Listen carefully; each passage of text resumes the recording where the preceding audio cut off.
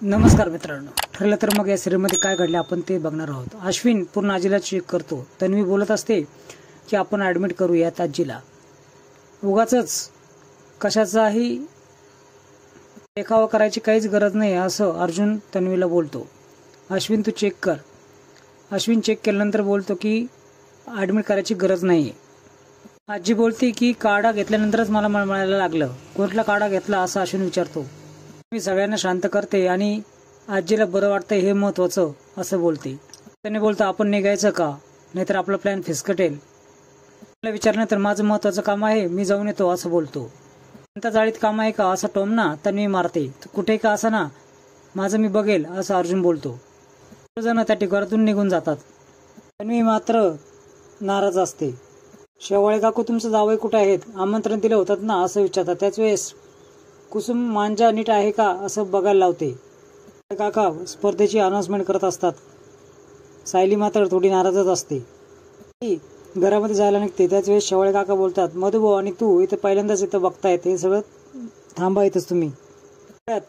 अर्जुन तिळगुळ घ्या, गोड गोड बोला असं बोलत येतो। अर्जुनला पाहून सायलीला खूप आनंद होतो। मधुभाऊंचा चेहरा मात्र पडतो। सर्वांना तिळगुळ देतो आणि मधुभाऊंना देखील देऊ लागतो। मधुभाऊ घेत नाही। त्याचेच अर्जुन बोलतो, सगळेजण माझ्याकडेच बघत आहेत, असं का करतायत। हात पुढे करतात, पण अर्जुन बोलतो नाही, माझ्या हाताने मी तुम्हाला तिळगुळ भरवणार। सगळेजण आग्रह करतात तिळगुळ घेण्यासाठी। त्याचेच आ करा असं अर्जुन बोलतो। शेवटी हट्टी अर्जुन तिळगुळ मधुभाऊंना खाऊ घालतो।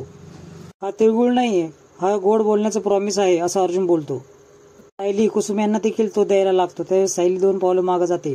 तू विमानाच्या विरोधात वागत आहे असं तो बोलतो। बाय द वे कोण आहे ते लकी कपल जे पतंग खेळणार आहेत। त्यात गौरव आणि शीतल तिथे असतात।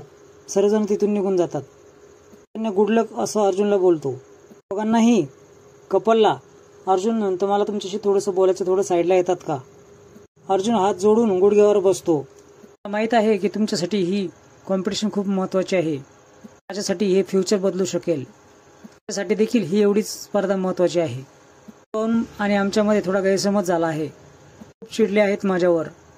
सिच्युएशन अशी झाली आहे की माझा संसार कधीही मोडू शकतो। मला एक रिक्वेस्ट करतो, ही कॉम्पिटिशन मला आणि माझ्या बायकोला खेळू द्यात, मदत होईल माझ्या रिलेशनसाठी। तुम्ही आधीच का ऍक्शन घेतली नाही, चिठ्ठीत माझं नाव निघालं आहे। असं काही करा की जेणेकरून परत नावं काढावं लागतील, झालं तर तुमचे नाव निघतील, हे कशावरून असं ते कपल देखील बोलतो। मॅनेज करतो, पण तुमचे नाव तुम्ही विड्रॉल करा ना असं अर्जुन रिक्वेस्ट करतो। मधुभाऊंना दिसू द्यात, फक्त आमचं रिलेशन खूप स्पेशल आहे। ते कपल देखील मान्य होतं, फक्त ही गोष्ट कोणाला कळून देऊ नका असं अर्जुन बोलतो। कारण सांगून आम्ही बाहेर पडावत असे दोघेही कपल विचार करतं। त्यात ती शीतल सर्व मी मॅनेज करते असं बोलते। शीतल चक्कर येण्याचं नाटक करते। काकू बोलतात, अशी कशी तिला चक्कर आली, काही गुड न्यूज आहे का। उपास पकडते ना, त्याच्यामुळे असं झालं असेल असं तो गौरव बोलतो। तर मला शीतल बोलते की मला नाही आता स्पर्धा खेळायची, मात्र वेगळीच शक्कल लढवतो। नवीन चिठ्ठ्या काढायच्या म्हणून सर्व चिठ्ठ्यांच्या वेगवेगळ्या नावांऐवजी तो फक्त अर्जुन आणि सायली यांचं नाव लिहितो। पण मित्रांनो, पुढील भागामध्ये तुम्ही बघणार आहात की त्या चिठ्ठ्यांमुळे फक्त अर्जुन आणि सायलीचंच नाव येतं। दोघेही स्पर्धेला तयार होतात। शाळेतील सर्व लोक सायली आणि अर्जुन नावाने जल्लोष करत असतात। ची चढाओढ खूपच रंगलेली असते। भाऊ येतात आणि बस झालं सायली आणि तिचा हात धरून घेऊन जायला लागतात।